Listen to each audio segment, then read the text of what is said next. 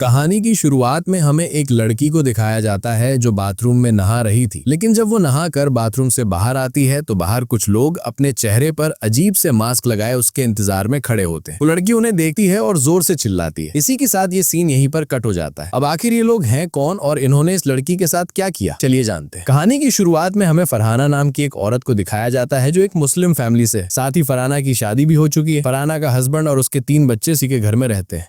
इन तीनों में से 2 बच्चे स्कूल जाने वाले हैं और एक गोद में।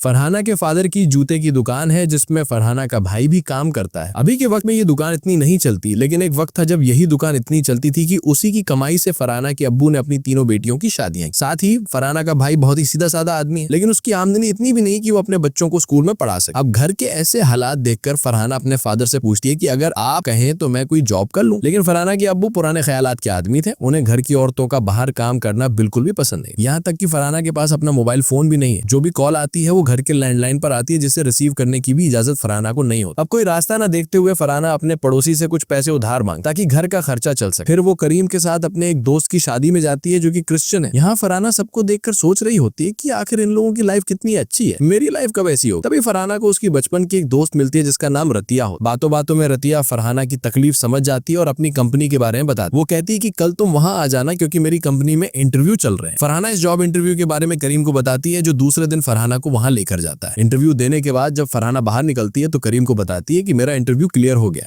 इस बात से करीम बहुत ज्यादा खुश तो नहीं होता, पर वो फरहाना को कुछ कह भी नहीं पाता। दरअसल करीम को ये पता है कि उसके कम पैसे कमाने की वजह से फरहाना को ये जॉब करनी पड़ रही है, लेकिन उसके अलावा वो कुछ कर भी नहीं सकती। इधर फरहाना अपने लिए एक पर्स खरीदी है, साथ ही वो इस जॉब के लिए काफी एक्साइटेड भी है। अगले सीन में जब फरहाना जॉब पर जाने के लिए तैयार होती है तो ये चीज उसके अब्बू को बिल्कुल पसंद नहीं आती। यहाँ करीम फरहाना के लिए एक चप्पल लेकर आता है जिससे वो अपने हाथों से उसे पहना भी लेता है। फिर फरहाना ऑफिस चली जाती है जहाँ उसे बताया जाता है कि पहले ट्रेनिंग दी जाएगी ताकि वो काम करने के तरीके को समझ सके। दरअसल एक क्रेडिट कार्ड सेलिंग सेंटर है जिसके बारे में फरहाना को सब कुछ सिखाया जाता है। ट्रेनिंग होने के बाद फरहाना पहली बार डरते डरते किसी कस्टमर से बात करती है और बड़ी आसानी से उसे सब कुछ समझाकर अपना पहला क्रेडिट कार्ड बेच देती है। गुजरते दिनों के साथ फरहाना इस काम में काफी माहिर हो जाती है। इस जॉब की वजह से उसके अंदर एक अलग ही कॉन्फिडेंस आ जाता है। यहाँ की सैलरी और इंसेंटिव से फरहाना का घर भी अच्छे से चलने लगा। लेकिन इसी ऑफिस की बिल्डिंग में ऊपर के फ्लोर पर एक दूसरा डिपार्टमेंट भी है जहाँ काम करने वाली लड़कियों को बहुत ज्यादा इंसेंटिव मिलता है। वो लड़कियां कार में आती हैं और इनके पास आईफोन भी होते हैं। ये देखकर फरहाना का भी दिल करता है कि वो वहाँ काम करे। जब उसकी दोस्त रतिया भी उसी डिपार्टमेंट में चली जाती है तो फरहाना उसे कहती है यार मुझे भी काम दिलवाओ ना। लेकिन रतिया कहती है कि तुम जहाँ हो वो बिल्कुल सही जगह है, हमारी जॉब तुम नहीं कर पाओगी, इसलिए अच्छे से मन लगाकर यही काम करो। एक दिन अचानक फरहाना के बच्चे की तबीयत बहुत खराब हो जाती है, उसे सांस लेने में बहुत दिक्कत होती है। ये लोग फौरन हॉस्पिटल पहुंचते हैं जहाँ डॉक्टर बताते हैं कि बच्चे के लंग्स में खराबी है और फौरी ऑपरेशन करना होगा। अब चूंकि ऑपरेशन बहुत जरूरी है तो ना चाहते हुए भी लोन लेकर इस बच्चे के ऑपरेशन का इंतजाम किया जाता है। ऑपरेशन तो हो जाता है लेकिन अब लोन वापस भी करना होगा। इसीलिए फरहाना रतिया से अपनी प्रॉब्लम बताकर कहती है प्लीज मुझे अपने ऑफिस में जॉब दिलवा दो। ना चाहते हुए भी रतिया इसे अपने बॉस के पास लेकर जाती है। बॉस रतिया से कहता है कि तुम फरहाना को इस काम के बारे में सब कुछ समझा दो, हम 1 हफ्ते तक इसका परफॉर्मेंस देखेंगे, अगर सब ठीक रहा तो फरहाना को कंटिन्यू कर दिया जाएगा। अब रतिया फरहाना को बताती है कि ये काम तुम्हारे पिछले काम से बिल्कुल अलग है।